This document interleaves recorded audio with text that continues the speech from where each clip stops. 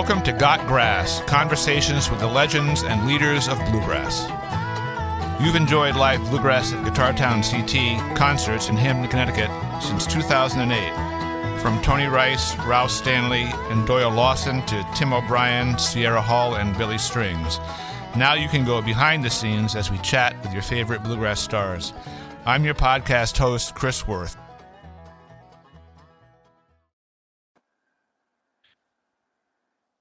So I'm very happy to welcome Gene Lowinger to Got Grass. Welcome, sir. Nice to be here.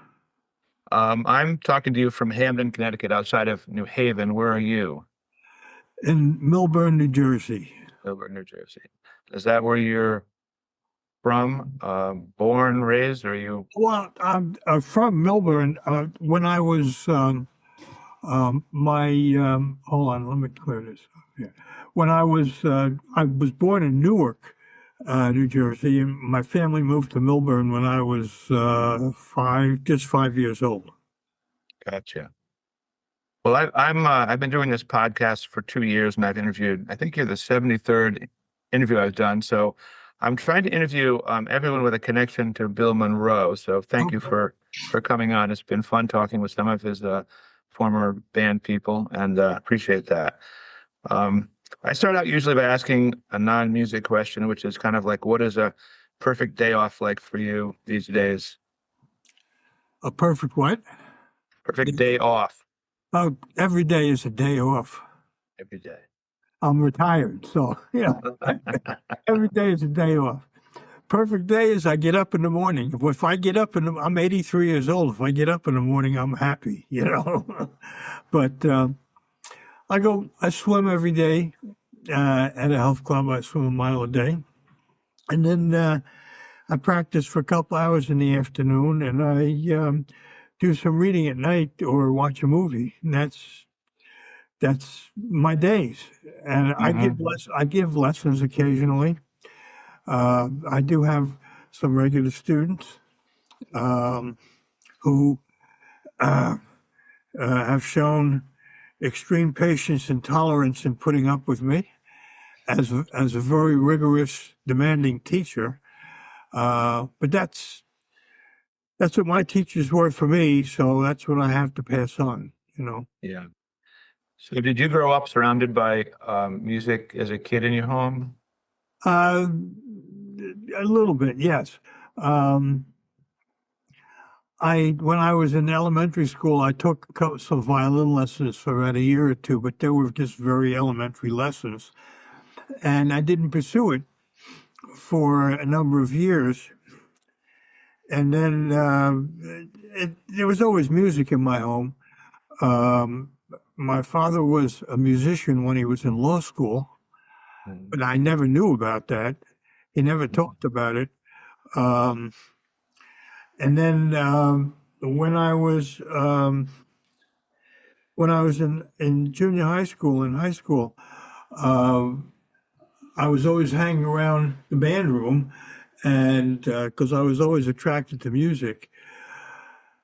And the band teacher, he gave me a string bass, an upright bass, and he said, if you want to play in the band, here's an instrument, and he gave me a book. And a music book, and he said, "You're welcome to use a music room whenever you want. You learn from the book, and when you're ready to play something for me, let me know." So I did, and I played, and I played in the band, in the orchestra, string bass, and then when I was still in my senior year in high school, that was a big year for the Kingston Trio. Mm. And I just was, I loved the sound of the music, so, and especially the banjo. So I got myself, my string bass teacher, I had some lessons on the string bass, and he also played banjo, but the tenor banjo. Mm-hmm. And he wanted to teach me to play tenor banjo, but that's not what I wanted to play. So I got myself a 5-string banjo, and I got Pete Seeger's original book, How to Play the 5-String Banjo. Mhm. That was a classic, in that time. And I learned to play some folk tunes and stuff like that. And then and I would go down to Washington Square in Manhattan. And this is in the mid '60s, early to mid '60s, when there's a big folk revival going on down there. And I would go there and I'd play, and I would get a few people around me to listen to me, and I'd talk with them, But and the big crowds were always gravitating towards the nascent bluegrass bands. Who were there were two or three of them down there, always in every Sunday, and I wanted to be part of, be playing for a bigger crowd. So, and they all had banjo players, and that's what I played. And so I was out of the picture as far as that was concerned. But the one instrument that nobody had was the fiddle. Mm. So I said, well, if I'm going to get accepted, I have to play the fiddle. So, remembering from what I learned from when I was in fourth or fifth grade in elementary school, I bought a fiddle and I scratched out some tunes, got some Tommy Jackson recordings, square dance recordings, and I learned some fiddle tunes from that. And then I went down to Washington Square. The first time I went down to Washington Square with the fiddle, I knew maybe two tunes on the fiddle. Mm-hmm. At that, it was not really terribly good, but it was. So I played the two tunes, and we got a big crowd around us because I was the only fiddler down there.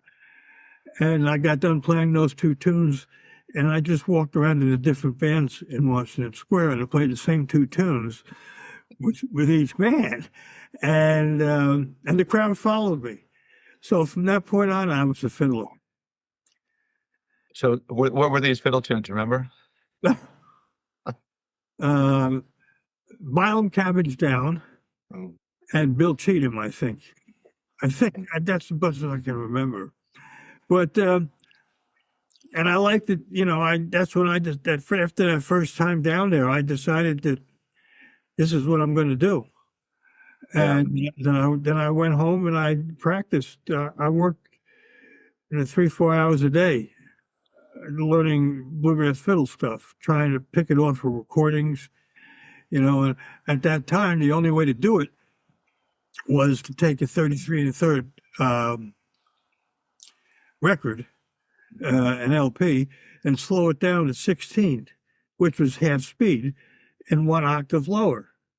So, and I would pick apart these tunes as best I could, and I would go down to Washington Square every week with new tunes to play. So that's how the music came into my life. Yeah. So did you eventually meet Dave Grisman in that park, or how did you meet Dave Yeah, Grisman? well, actually, yeah. There was before I met David Grisman, I was hanging out with Roger Sprung. I don't know. Do you know? Yeah. Well, he became a legend in Connecticut over the last 20 years, leading this famous jam up here. So yeah, he's a very famous guy.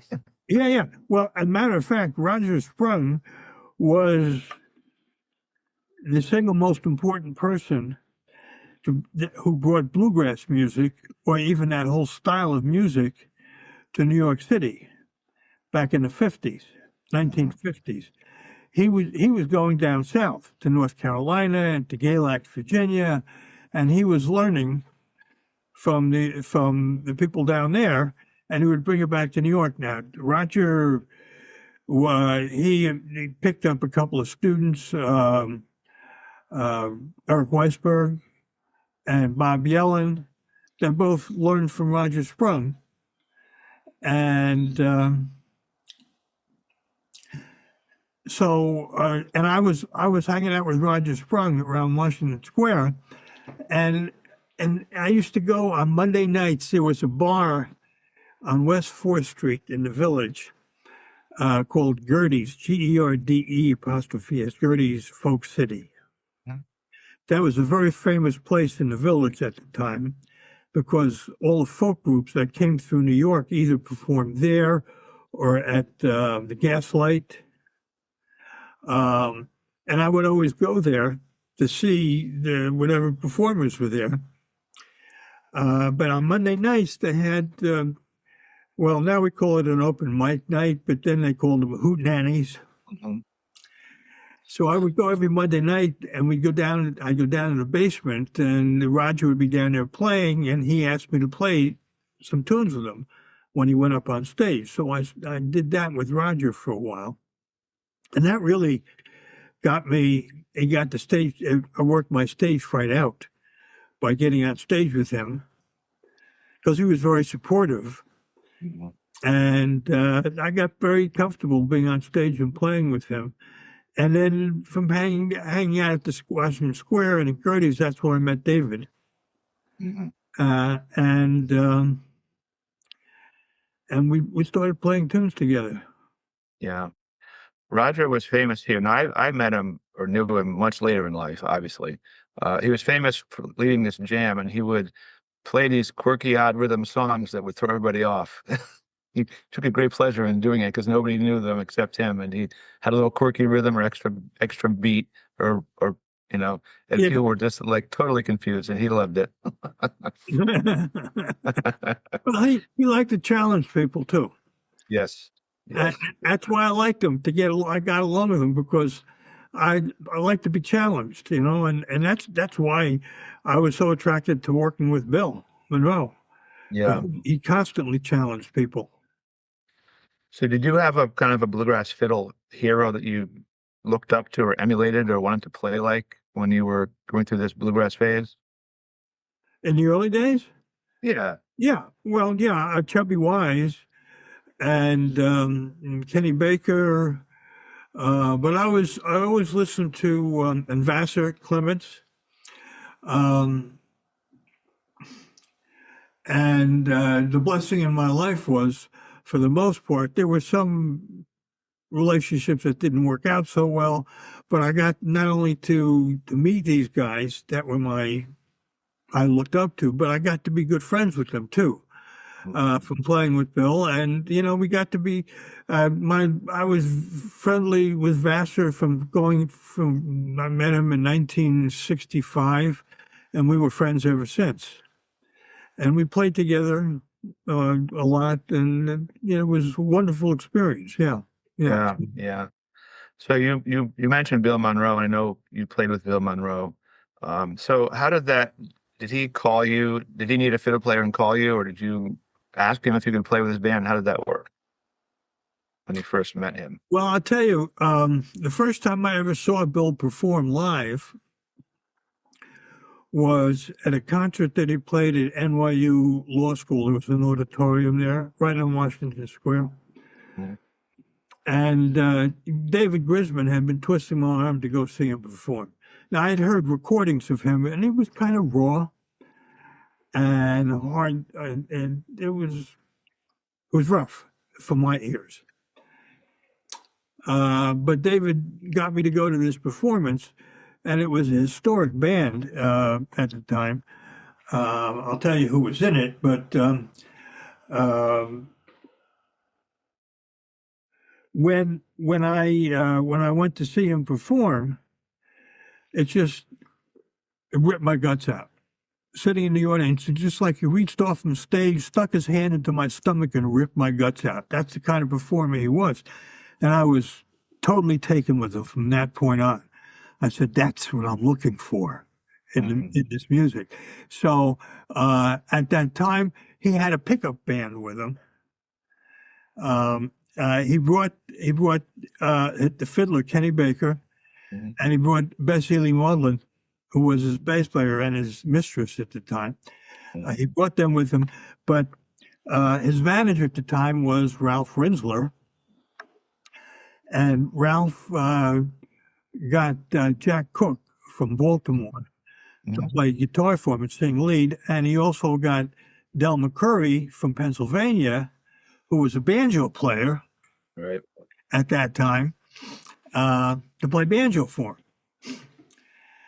And that's a whole other story. about Del McCurry playing banjo and Bill Keith in Nashville. I don't want to. We can get into that, but Okay. Anyway, I heard him play, and I was a devotee from that point on. So, and that's when I really started playing a lot with David Grisman. And from playing with David, I got to know Ralph Rinsler, who was a mandolin player with the Greenbrier Boys at the time, and he was also Bill Monroe's interim manager. So in 1964, 65, my last year in Rutgers in college, Bill had some college dates. Ralph was booking Bill on the college circuit at that time. That's when he first started playing colleges, and it was a mystery to him why these college kids were interested in his music, because we've been playing to southern rural audiences his whole life, and this was totally new to him. So when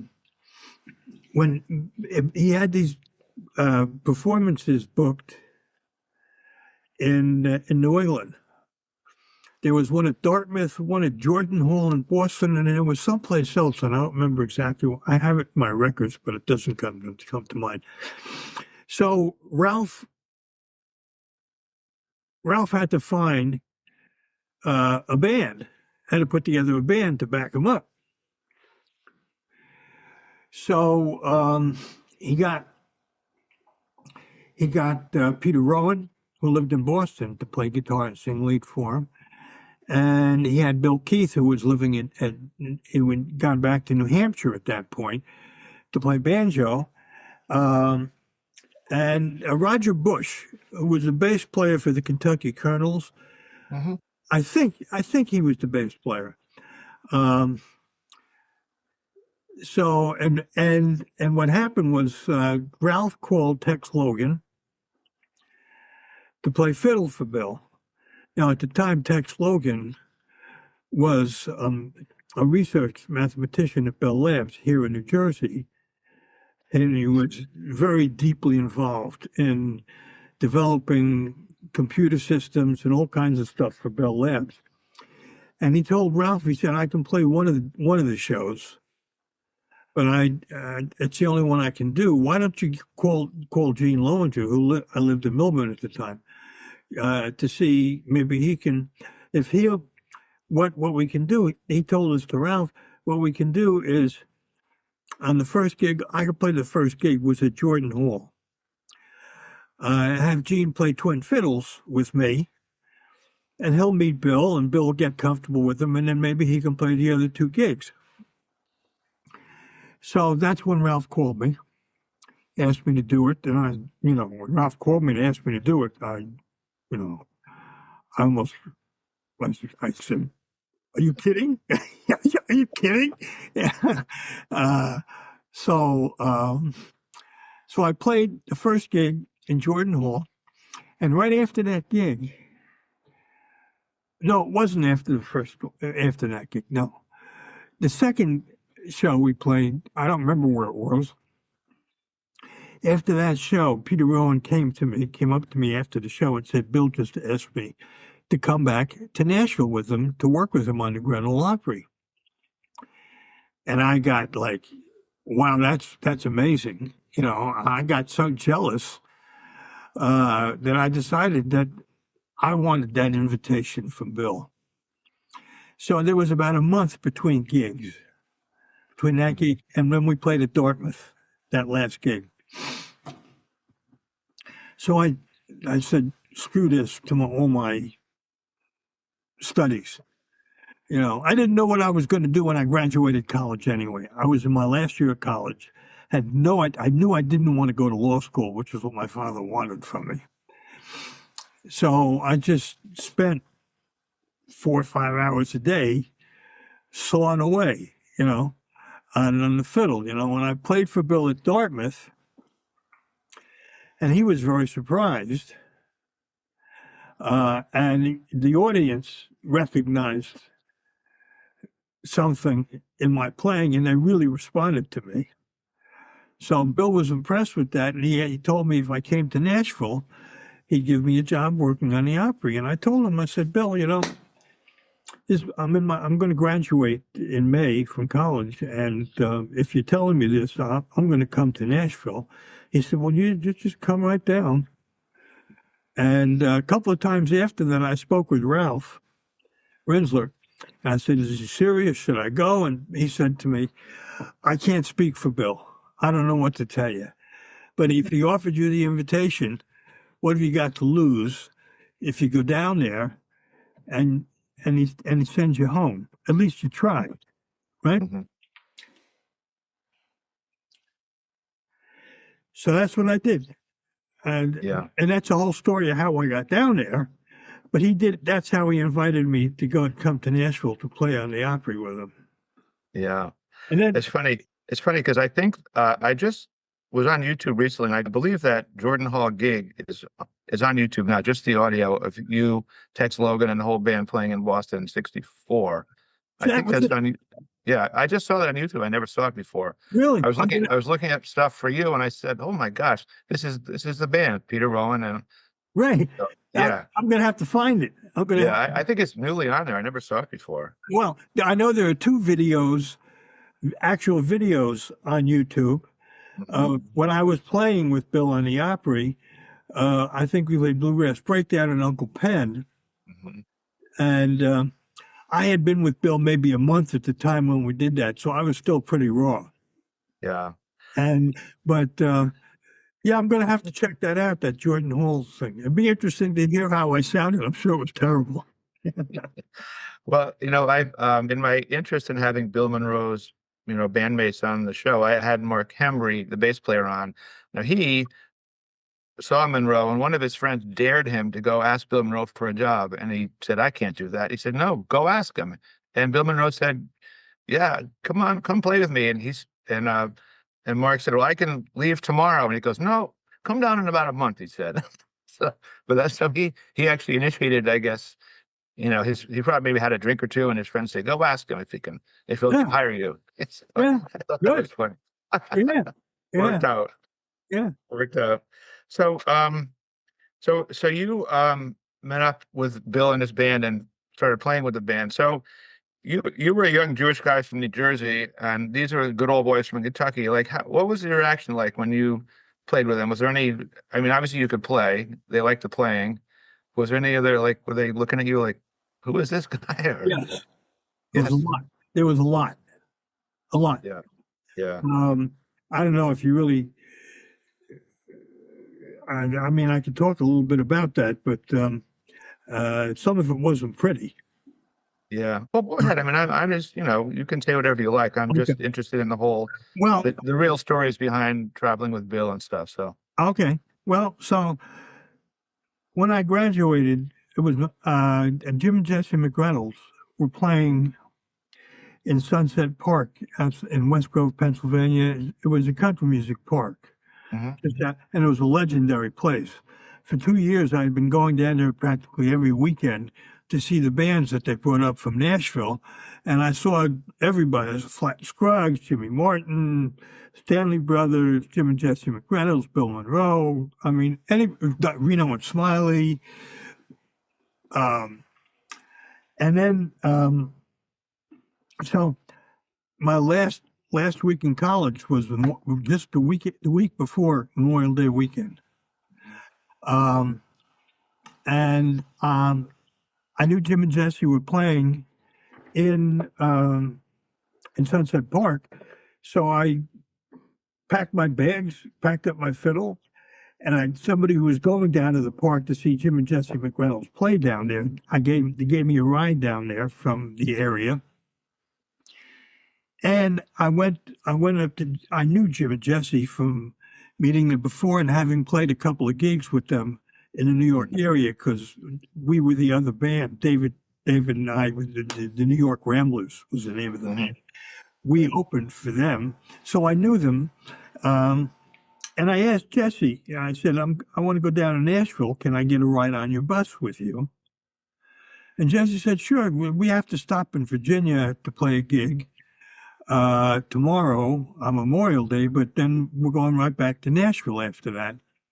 He said, come on the bus. We'll give you a ride down there. At the time, this was my big introduction to the culture on the Opry. At the time, Jim and Jesse had a fiddler. His name was Jim Brock. Mm-hmm. He was from Mississippi, I think. I'm not sure, or Alabama. And I was getting ready to get on the bus after the gig at Sunset Park, and Jim Brock walked up to Jim McReynolds, and he said to him, he says, "If that Jew boy gets on the bus, I'm not getting on the bus." Mm. So Jim said to Jim Brock, he said, "Well, I guess you're walking back to Nashville." Mm-hmm. You know, so that was my introduction to the whole culture. When I got down there, I came back. Peter Rowan brought me backstage to the Opry without my fiddle. I didn't bring my fiddle. I didn't want to be presumptuous. Friday night, and I said hello to Bill, and I said, "Well, I'm here. You told me you'd give me a job if I came to Nashville. So let's. What are we going to do?" He said, "Well, bring your fiddle tomorrow night." Hmm. So I wrote my fiddle on Saturday night. Walked down on stage with him, and we played just the introductory tune, "Rabbit in a Log," or that Bill always used to open his shows. Just 10 seconds of music.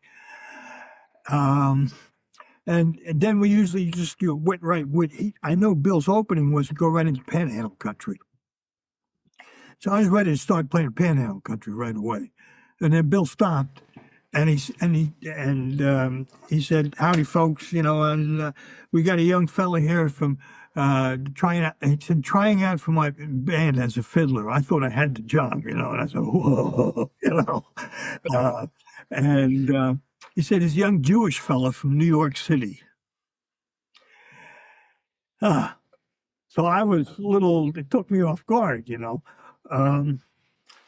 everybody was looking at me like, "That's what a Jew looks like? Wow," And while I was playing, I knew people were walking around behind me, looking at the back of my head to see if I had any horns. I mean, it's definitely the feeling I got. And I had other problems with some of the musicians on the Opry. As a result, at one point, after a few weeks, Bill said to me, "Is there anybody giving you a hard time?" We were in the rehearsal room on a Friday night. Bill said to me, "Is anybody giving you a hard time?" And I said, "Well, yeah." And I told him, he asked me who. I told him. And so when I got to the Opry on Saturday night, these people, just when they saw me coming, they walked the other way. Yeah, they didn't say a word to me, had nothing to do with me after that. Mm-hmm. So Bill, he said to them, he's in my band. So put up with it or leave. Now Bill could say that because he was on the Opry at that point, like about 30 years. So I mean, so I did have issues like that. I even had some issues with Bill sometimes about it, but we worked it out. Yeah. Well, I mean, Mark Henry had similar, because I think he's from Wisconsin. So he, he wasn't Jewish, but he was definitely strange. And he said he really had a hard time fitting in. And one of the hardest parts for him was the Southern accents, because I think they would play up their accents to pretend they didn't know what he was talking about when he would talk to them, or go into a diner or something, and they would just like look at him like, "Boy, what do you want for a supper?" He I said never, that they would. I don't remember that experience at all. Yeah. But there was definitely some pushback. Yeah. So when you started out playing with Bill and at the Opry, did you know all the songs? Right, you could play any song he would call. Yeah. Well, I'd been practicing. That's what I spent all those hours for, playing those gigs up in New England. I mean, I knew some of the songs. I knew his standards, and from just listening to recordings, and of course, with the band that I played with, the New York Ramblers in New York, we did a lot of Bill Monroe songs. Mm. So I basically knew his repertoire at the time. Yeah. I knew all the fiddle tunes, and I knew his vocals. I just didn't know what keys he played them in, but he shifted keys around all the time. You know, when he performed, and this is how I really got back at him too, and Peter Rowan too. I got back at Peter doing this. When Bill was on stage, he would play a tune, and then while the audience was applauding, Bill would be thinking about what his next tune was, and he would test his voice out to see if he could hit the high notes or how high he could go, and then he'd decide what key he was going to play it in. So he said, "We're going to do another tune now called Blue Yodel Number 4," and he'd play a chord on the mandolin in whatever key he was going to do it in. So when he did that, I was, you have to picture, we used one mic at the time, you know, so we were all huddled around a microphone.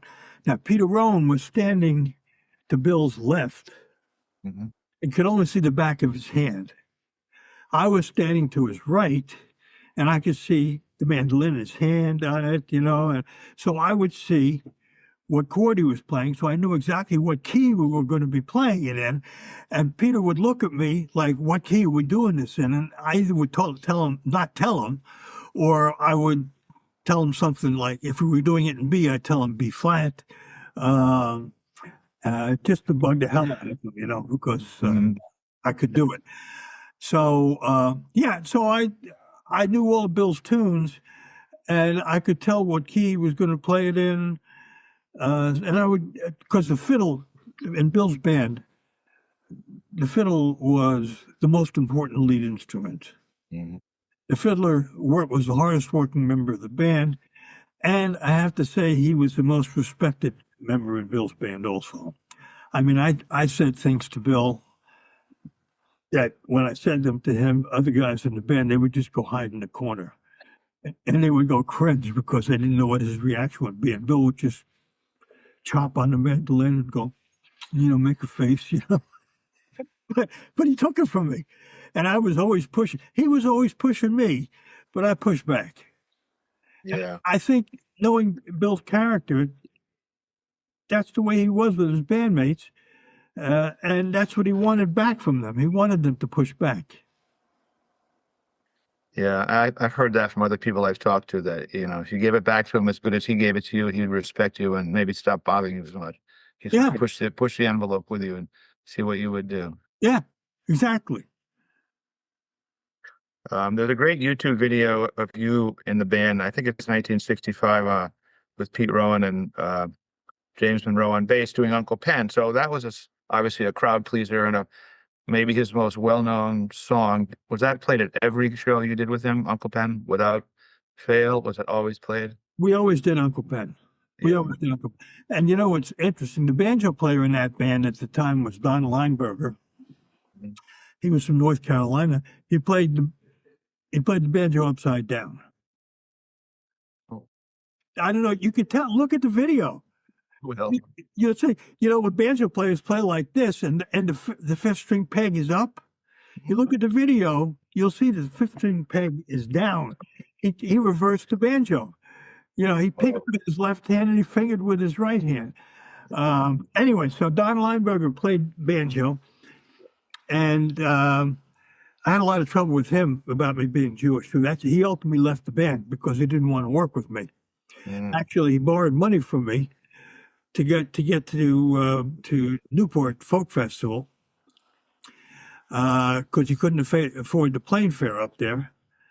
And I lent him the money, and then after Bill paid us for playing the festival, I asked him for the money back, and he made some very derogatory comments to me about it.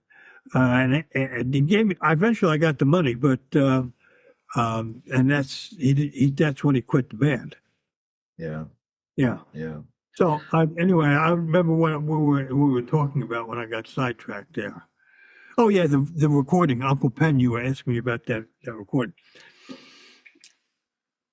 I was very taken with Bill actually choosing Uncle Pen to play on that video, because it features a fiddle, and I felt like it was doing it because he wanted to feature me on the fiddle with his band. And I had a lot of pressure on me. What can I say? But Bill was pleased with it. I mean, there were some clams that I hit, because it was a live performance, Mm-hmm. But Bill was pleased with it, and he was always looking to challenge me in my performances. And then at a point, he started to be challenging me too much, and he had in the beginning he always introduced me as a Jewish bluegrass fiddler from New York. Mm-hmm. And after the Roanoke Bluegrass Festival, that was Labor Day weekend of 1965, I asked him to stop doing that, and he didn't for a while.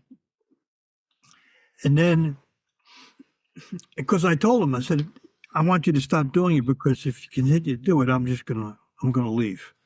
Mm-hmm. So he didn't for a while. And then he started doing it again on that road trip we took out to California. And we played someplace in Oregon, and then we played in San Francisco, and then in Los Angeles at a club. We did a week stint. I think it was, I don't remember the name of the club. Hungry Eye was in San Francisco. Ash Grove. We did a week there, and I had decided at that point that I had enough. I was going to leave the band. I didn't tell Bill right away, but once I was playing those gigs and I knew I was leaving the band, I had no pressure on me from that point on. So I was on fire playing the fiddle. Mm-hmm. I just let it all go, and the audiences were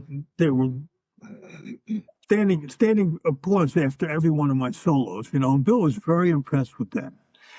On the bus coming home, that's when I told him that I was going to play the following weekend at the Grand Ole Opry with him, but then I was coming back to New York.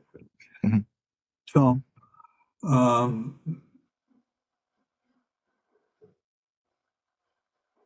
that's it. Yeah, that was it. Did you at that point, did Richard Green replace you in the band on fiddle, or?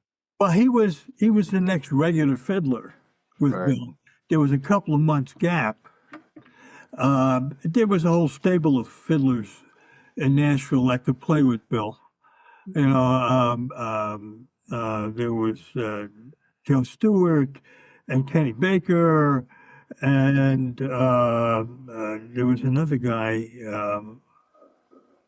who played twin fiddles with Joe Stewart. I can't remember his name. I want to say Benny Williams. Mm-hmm. His name was Benny Williams.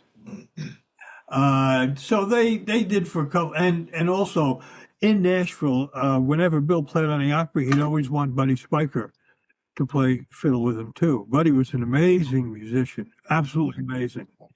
I mean, he could.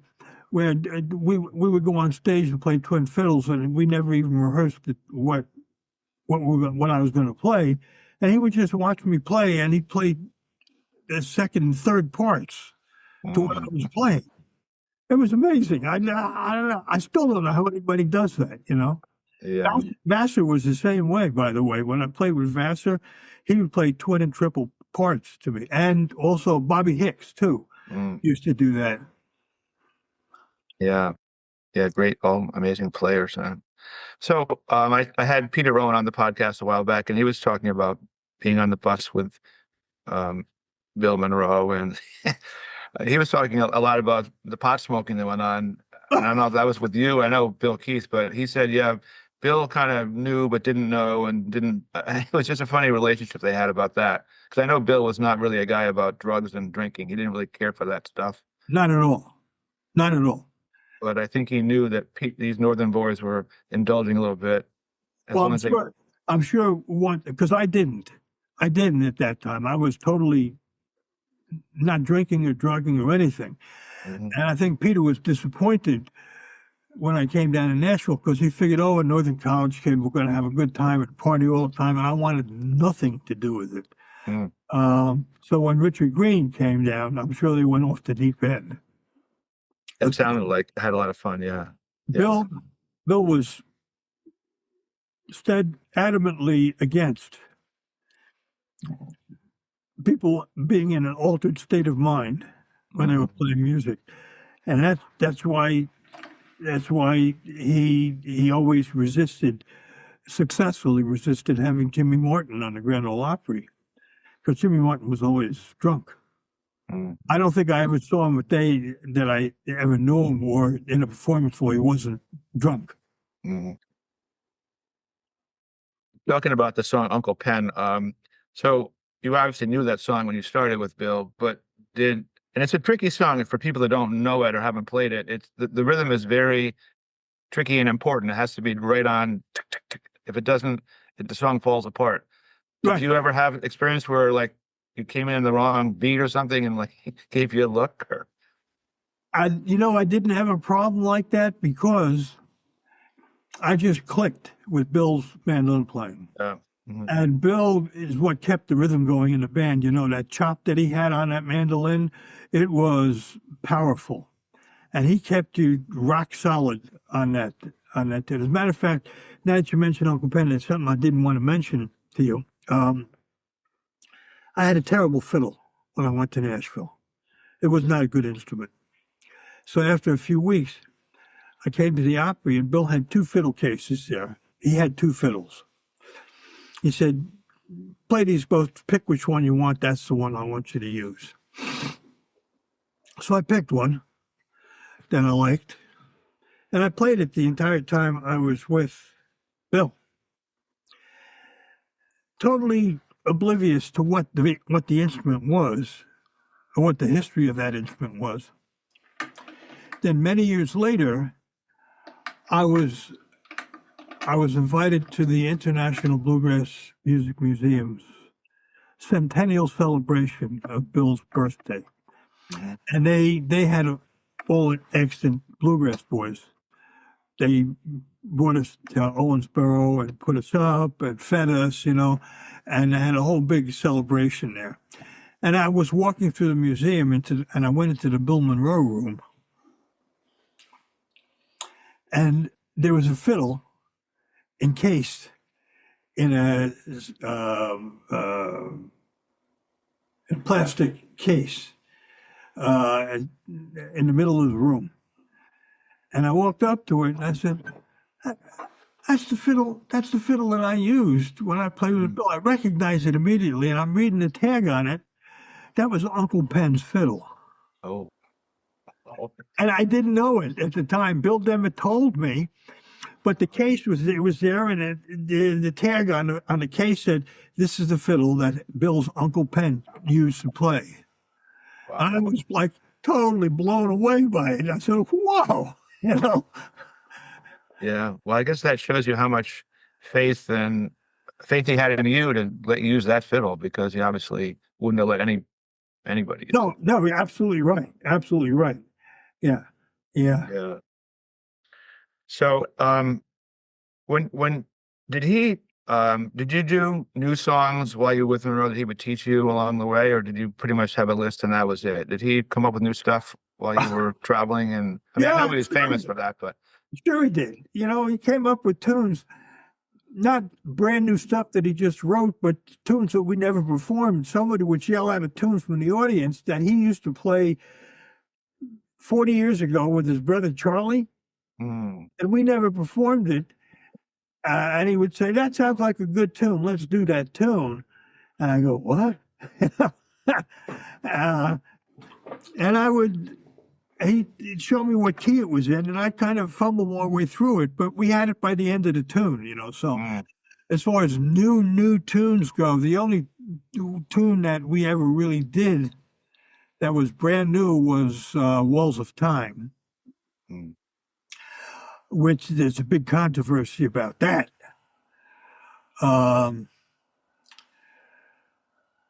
Because whatever you did when you were working for Bill Monroe, whatever you produced when you were working for Bill Monroe was Bill Monroe's property. Mm-hmm. That was given. All those fiddle tunes, that a lot of them were written by Vassar and Bobby Hicks. The twin fiddle stuff, Wheelhouse, Brown County Breakdown, Panhandle Country, and Kenny Baker too was part of that whole mix too. But they were Bill's tunes because you were working for him, and the only way they were performed was part of Bill's performance, so they were his tunes. So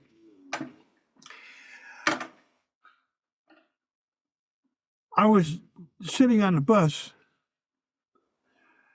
and we were going up to, we were in New York, and we were going to Newport Folk Festival. That's summer '65. We flew up to New York, and then James had to go to Baltimore to pick up the bus, which had broke down in Baltimore, and to drive it up to New York so we could get to Newport. So, yeah, the bus, we used to call it the Bluegrass Breakdown. My job on the bus was every 100 miles and 200 miles, Peter would have to pull the bus over, and I'd have to go in the back, uncrank the panel in the back, and bang a wrench on the air compressor to release the valve, because it needed a new valve, and Bill wouldn't put a new valve in there, so otherwise the brakes wouldn't work.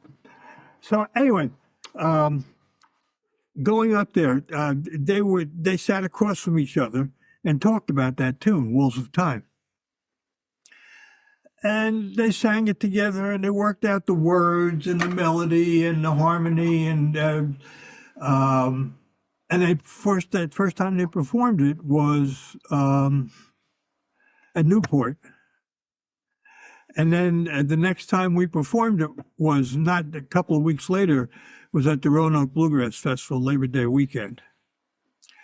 And then there was a big controversy between Peter Rowan and Bill Monroe. Of course, Peter wanted to claim it as his tune, and Bill said, "Well, no, I wrote it." And there was a big stink about that, and Peter actually asked me to speak up about, because I was sitting right there when it happened. I mean, I was just sitting right next to them when they did it. About what I remember about that, because Peter wanted me to say that Peter wrote it. And I always kind of eschewed getting involved in that argument, I didn't want to be caught up in that. So I told Peter, the best I can say is that you had a hand in writing it. And I couldn't say anymore. I wasn't going to deny that Peter had something to do with it, but I wasn't going to say he wrote it, because, first of all, Bill was still alive at that time. And I also wanted, I was kind of friendly with Bill's son, James Monroe, who was playing bass in the band. So I didn't want to alienate anybody, so I didn't want to get caught in the middle. Yeah.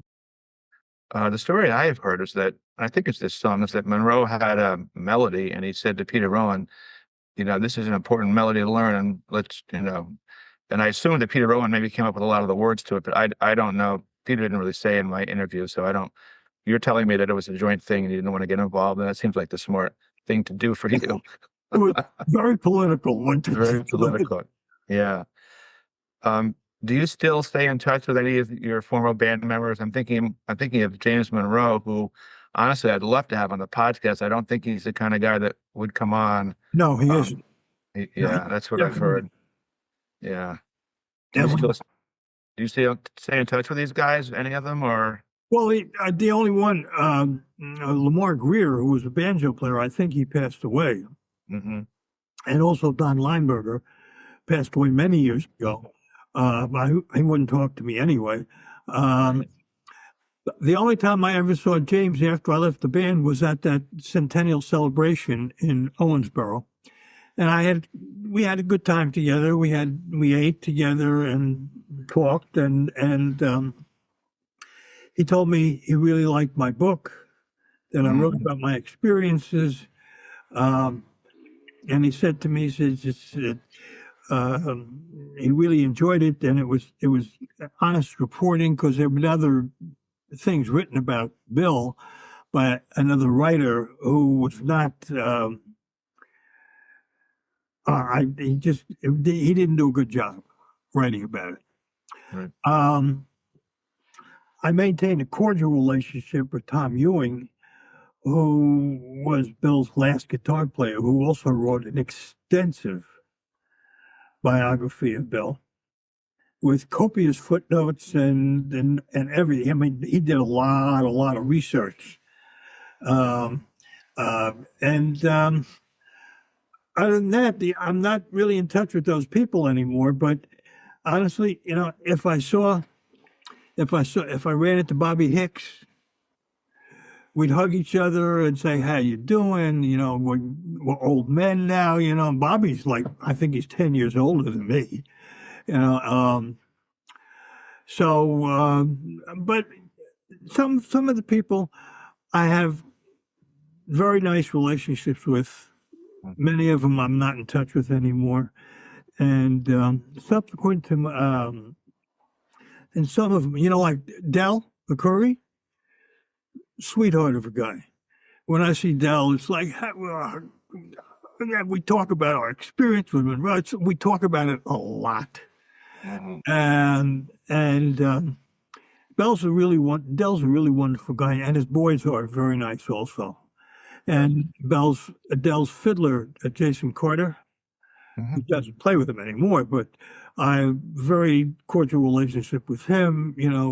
Whenever I see him, rarely, but we're always, how you doing? I have good relationships with those people. Some Yeah. people in Nashville, not so good, Mhm.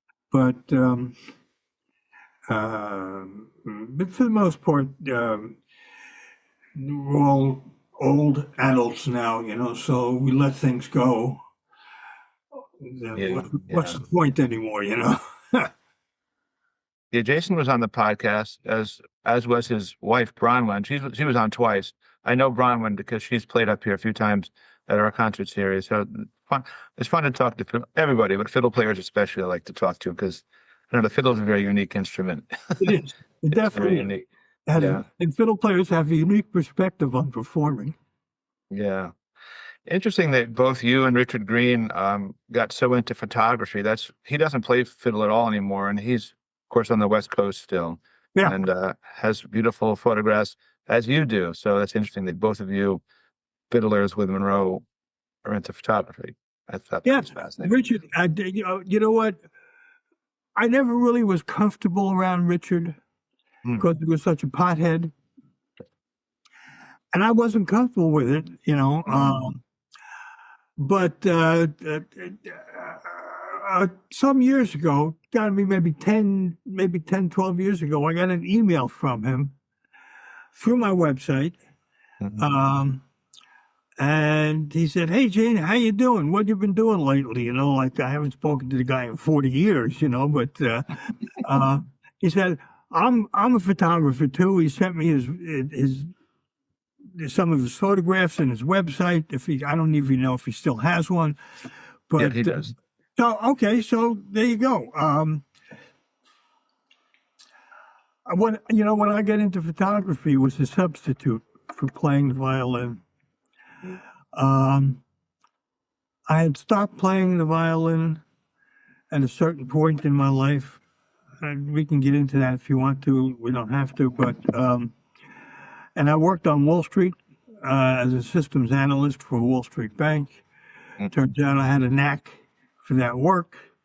I don't know how I did it, but I did it, and everybody at the bank always asked me how I did it, and I said, I don't know. I would just always find problems and fix them, with the computer systems. So anyway, I became interested in photography just as a hobby. And then when I got downsized from the bank, I didn't know what I was going to do, but I felt doing that work was a total denial of who I am as a creative person anyway. I had a lot of problems working there because I felt so unfulfilled. And I just fell into my photography work. And when I went to my photography teacher, I was studying at New School in New York City at the time with an instructor. And I told him that I'd just been fired from my job at the bank. So his first comment to me was, that's great. Why don't you meet me tomorrow at so-and-so and we'll go around and take pictures. Well, he was a stringer for Associated Press. So he took me right on his jobs with him, and I took pictures with him, and he'd submit my work along with his to Associated Press. And that's how I got really into doing photography work. And he always stressed with me, you got to pick something that you love to do that's really part of you as an ongoing lifetime project. So the first thing that came to mind was, I know all these musicians. And I have firsthand knowledge with them, especially Bill. So I thought to myself, get in touch with Bill and see if you can take pictures of Bill, not only performance pictures, but like you saw on the website, I was down at his farm, I was in the dressing room, on the bus, in the bathroom with him, And Bill he opened his life to me. Because to him, I was still a Bluegrass Boy fiddler. And we still had that connection. So he had no problem opening up to me. No problem. And subsequently, after Bill passed away, I was at a Bluegrass festival, and Bobby Hicks was at the festival. I had my iPad with me, so I showed him all these photographs of Bill. And he went through and spent about 20 minutes to a half hour going through all the photographs. And he looked back at me and says, I really, really like him. I like what you did here, because I captured the man, the real character of the man, besides just being a musician. He was a powerful person. He was powerful. So that was my early major project. And then I started getting invested in going into Brooklyn, to the Jewish communities in Brooklyn, and taking pictures of them. And I did quite a lot of that also, which is also up on my website. Yeah. Yes, very impressive. I love your photos. I haven't read the book or seen the book except, your pictures, but I'm dying to. Well, that's how the book came about, actually, because I was trying to find a publisher for the pictures. And I just got in touch with a bunch of university presses and sent them a sample of the pictures. And the acquisitions editor, who that subsequently became the editor-in-chief of University of Illinois Press, got in touch with me, and she called me. She said, I saw your pictures, and we don't do photography books, but we do want you to write a book for us. And she gave me the outlines of the book, and she said, we will publish your pictures in the book as part of the whole story. I said, fine, I'll be happy to do it. And it took about a year in the works. I had some serious eye surgery done to both my eyes. At the time, I wasn't driving at all, and I was just home anyway. So I sat in front of the computer for about a year and I put it all together. And I was in touch with Lori Matheson was the editor's name. I think she's still there. I sent her, ask her questions and talked to her on the phone, and she read some drafts, and we worked through it for about a year, and then it came up with this book.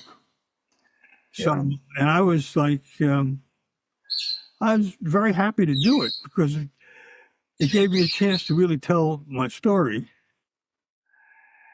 which is still, people say to me, hey, start ask me questions. Just off the cuff, ask me questions about this and that. And I said, you know what? Read my book. It's all there.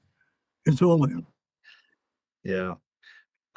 So do you still keep your hand in bluegrass now at all, or? Well, there's no market for it here. Yeah. I do teach. I teach classical violin. When I came back from Nashville, that's what I did for the next 6 years of my life. Was I studied classical violin with an old Russian guy in New York City who was one of the world's greatest violin teachers at the time. That's a whole other story, how I got to him. But so I teach classical, and people that come to me, find me, call me, and they want to take bluegrass lessons. So I do teach. Yeah. Is there a bird in your house? You hear it? Yeah, I hear it. I was hoping that was a bird. Oh yeah. And you know what? People have told me that I can close the door if you think it'd be better. You wouldn't. You won't. So people have told me that it sounds like I'm in a tropical rainforest. Yeah. Well, I'll close the door. Yeah. All right. So classical violin and bluegrass fiddle obviously have certain things in common, but a lot of things are very different. How would you describe we have a lot of violin players up here in New England that want to play bluegrass, maybe take it up as adults. They're classical players. And there's a certain learning or unlearning curve that you have to go through, I think, as a classical player to play bluegrass. Can you talk a little bit about what that might be? Sure. Yeah. Interesting. Because I've had classical violinists that have come to me and want to play bluegrass. Mm-hmm. Very difficult to make the change. I, on the other hand, coming from a bluegrass background, had my own set of difficulties becoming a classical player.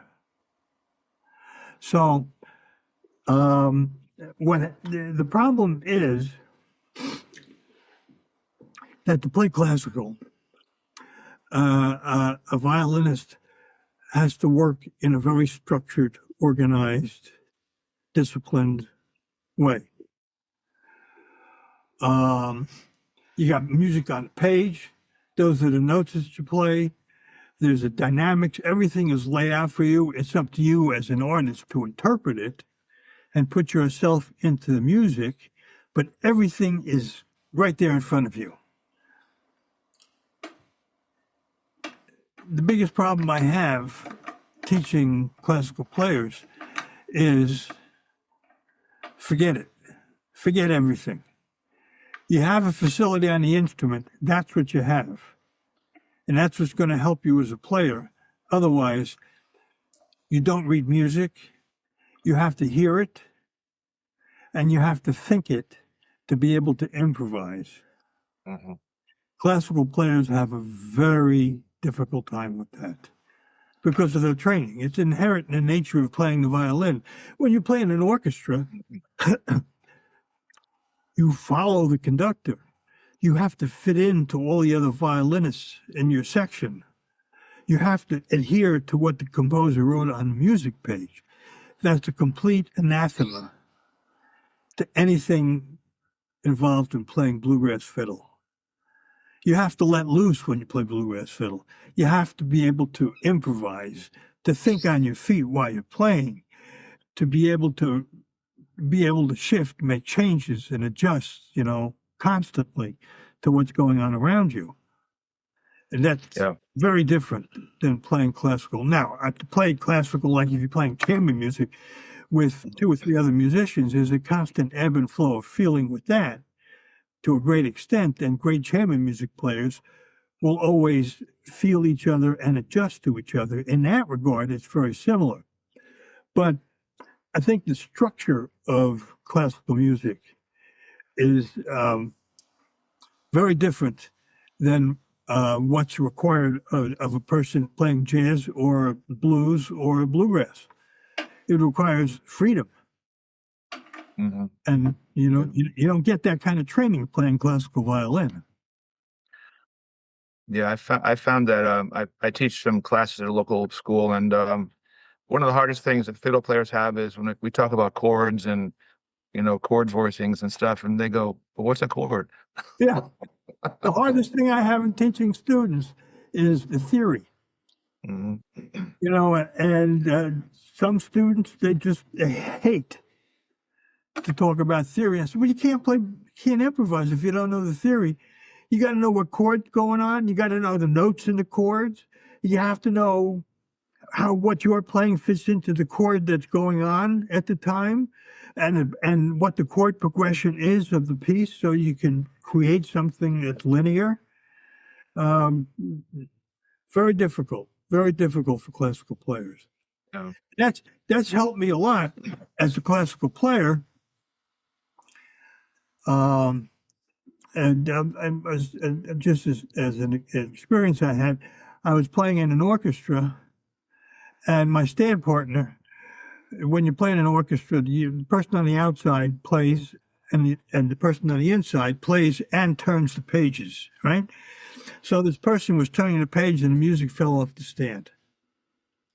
I kept playing, but you don't stop playing, And I said, okay, there's no music. I can do this. And I just kept playing. And the conductor came up to me afterwards and says, it was great what you did. I'm glad you didn't stop playing, but what were you playing? So I said, I was just playing, So it's very different. It's very different. Yeah. Yeah. Yeah. My wife and I just saw Itzhak Perlman. He's doing a series now where he comes out and he has a piano accompanist, and he plays these big videos behind the screen of his life growing up in Israel. And then he picks up his Stradivarius and plays a few tunes with the piano. And it was so fascinating. It was so moving to hear that, he's been around, done everything, but that he would just share that part of his life was pretty amazing. Yeah. Yeah. Yeah. So you have amazing memories of your life. I don't know how you can remember all these things. I mean, maybe the book helped you kind of put it all in perspective, and it helped organize in your mind. Yeah. It will. Yeah. Yeah. But I saw James Monroe on a podcast interview with Chris Henry, the mandolin player, and he just talks just like I imagine his father talked. He has the same voice and didn't say too many, kind of short phrases and answers and Right. stuff. He had the same manners as his father did. It was interesting, and yeah, it's too bad because I don't know if he's done a book, but he of all people would know so much that people would love to hear about. I'm not talking about dirt. I'm just talking about like you do. You have interesting stories that people get this idea that Monroe was like this really gruff, nasty man and blah blah blah, but you have the real story of what it was really like with him. Yeah. And right. I feel like that will get lost. I don't think. Yeah, James wouldn't do that. He wouldn't do that. He's reluctant to talk about it. Yeah. He's a private person, and he doesn't have. He talks like Bill. The one thing that Bill had that he doesn't have, I'm sorry to have to say this, is talent. Doesn't exist. Mm-hmm. Yeah. So. Yeah. Well, he certainly would have memories, even if the talent's not there. I mean, he was involved in so much of the life. Oh, yes, he was. Life. Definitely was. And he's, and I, as I said before, I have a very good relationship with him. And he has his own band, and he does his own gigs and stories. He has his own stories, and I've heard the band and heard him perform, and it's okay. It's very acceptable. but he doesn't have that spark of brilliance Yeah. that Bill had. Hmm. Are you in touch with Wayne Lewis at all? Because he's another guy I'd like to talk to. He was with Bill for quite a long time. Long time. Some of these people are hard to get a hold of. Either they don't want to be, or they're done with all this stuff. Yeah, they're done with it. I So, I played with Wayne once. There was a promoter in New York. I forgot his name,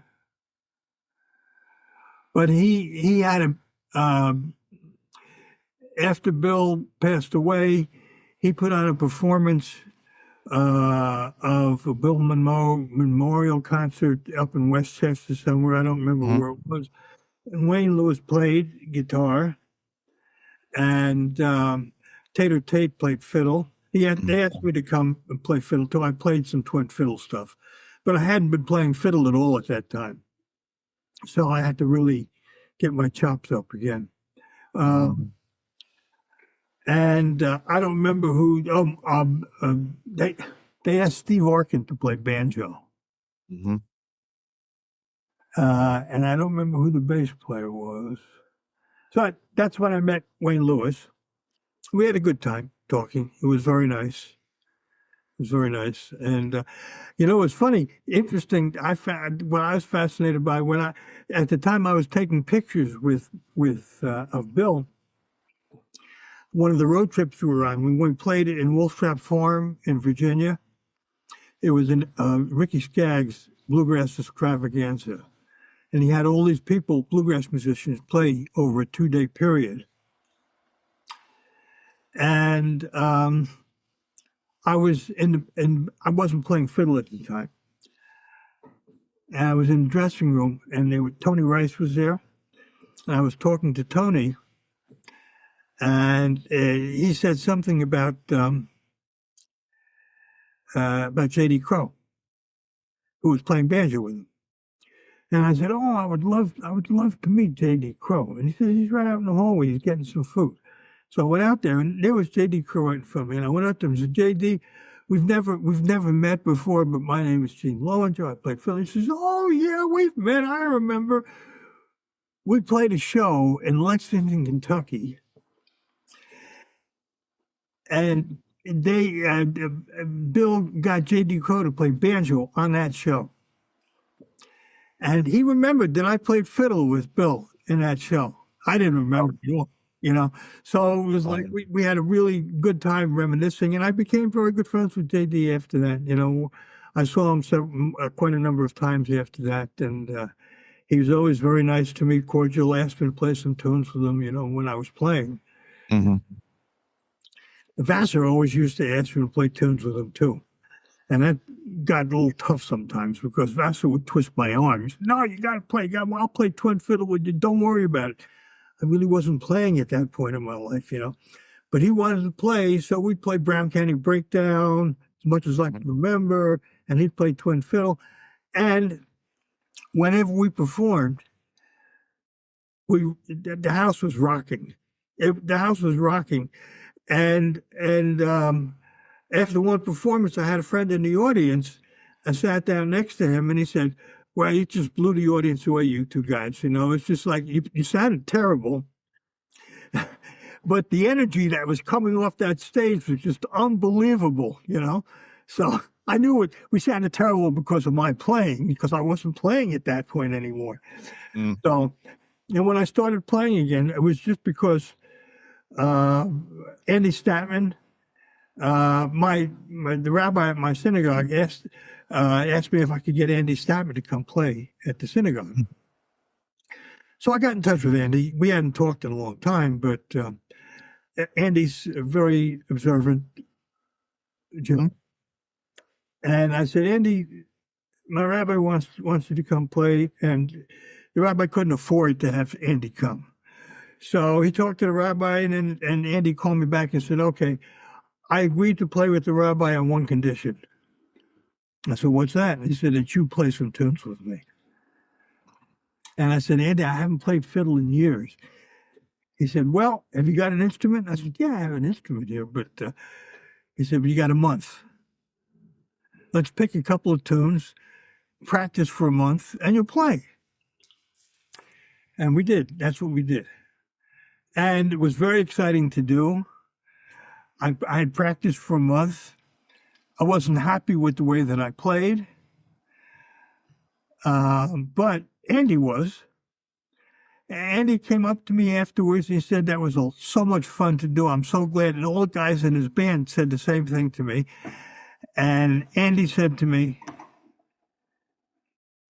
you practice to get yourself ready for this gig. Don't stop now because you need to keep playing. It's obvious that you need to be playing the violin. You need to be playing. So from that point on, well, and something happened in the interim also. Before I got to Andy, I had been playing with my violin teacher's daughter. I played with her about 5 years. I would go take lessons from her. And she got me started playing again after a 20-year layoff. I was always we had a very warm relationship. And when I went to play for her, she would give me 3-hour lessons. I was exhausted by the time I walked out of there, you know. She basically just ripped me. And after she died, I stopped. That's when I stopped. I just couldn't keep going. And then after that, I started with Andy again. And when Andy got me started again, I said, you know what? At that point, I was had to be in my early 70s. I said, I got it. I'm on the road back now. If I ever stop again, I'm just not going to have it in me to pick up the fiddle again. So just keep going. And I've been going ever since. Yeah, and he's played here before. He can play some pretty fast stuff. He's a monster. He was back in Washington Square. He was like a monster. You know, he's just totally rips it out. You know, and even David was amazed with Andy's playing. Yeah, yeah. Well, I think we're winding down here. I mean, I this has been fascinating. Your memory and your stories are just, I think people are going to love this. Anything that you like to say that we haven't covered here? I mean, we talked mostly about your time with Bill Monroe, not so much about your present life, but it's been fascinating. Just in closing, I have to say that Bill was my first mentor after I left college. My experience with Bill was much more than just musical. He taught me lessons that stayed with me the rest of my life. Just when you have something that you need to do and want to do, just go at it. Damn the torpedoes, full speed ahead. Don't listen to what anybody else says. If you have that conviction, just go for it. That's the way he was with bluegrass music. You know, people always wanted him to do something different. He said, no, this is my music and this is what I'm playing. But in life in general, that's what he taught me. And I carried that lesson with me through everything that I did in my life. And he taught me it was okay to dare, and it was okay to be an individual, and to look people right in the eye and say, "No, I'm not doing it that way. I'm going to do it the way I want to do it." To have the courage and conviction to do that, you know, because if you played for Bill, and you didn't have that in your manner, you didn't last very long. He would just swamp you. You know, you needed that. Yeah, it was like constant adversarial relationship in a good way with him. Mm-hmm. Yeah. So that's a lesson I learned from him, and I carried it with me my whole life. Yeah. Well, that's a good lesson for anybody, musical or otherwise. Go for it. Go for it. Yeah. You only live once. Yeah. Yeah. Yeah. Well, I want to thank you again, Gene, for coming on. It's been fascinating, fascinating chat. I've learned a lot, and for my listeners will learn a lot. And I thank you again for doing this. It was fabulous. Well, it's a pleasure to talk about it, and I want to be able to pass on whatever I can to next generations. at this point in my life, I'm a senior citizen, senior member of the world, and that's all I have to share is my experience and strength, Mm-hmm. So Yeah. I appreciate doing something like this. So you Yeah. let me know when this is available. I will. It'll be later today. I'll let you know. I'll email it to you so Okay. you can So, check in on it. you can send me a link so my fan club, I can send it to them, because I have a student of mine who I taught after I left Nashville, but when I was in music school studying with my teacher, a friend of mine lived in South Jersey who was a school teacher at the time, but he wanted to play bluegrass. And he took lessons with me for several years. And he worked really hard. He was a very difficult student to teach. But I saw that he was working really hard and he really wanted to do it. So I stayed with it, And I've been friends with him over the years ever since. And we still, we trade stories back and forth, or we see something we think the other might be interested in, we send them a link for it, And so I have people like that in my life now that, and it's very rewarding for me to know that I gave them something that made their lives meaningful. Yeah. Well, they'll certainly enjoy this. I know that. Oh, This conversation. Yeah. I hope so. Thank you for having me on. All right. Thanks again. Take care. Okay. Yeah, bye. Bye. I hope you enjoyed our podcast, and thanks for listening. Visit our website, guitartownct.com, for concert and podcast schedules, or just to send us a message. We'd love to hear from you.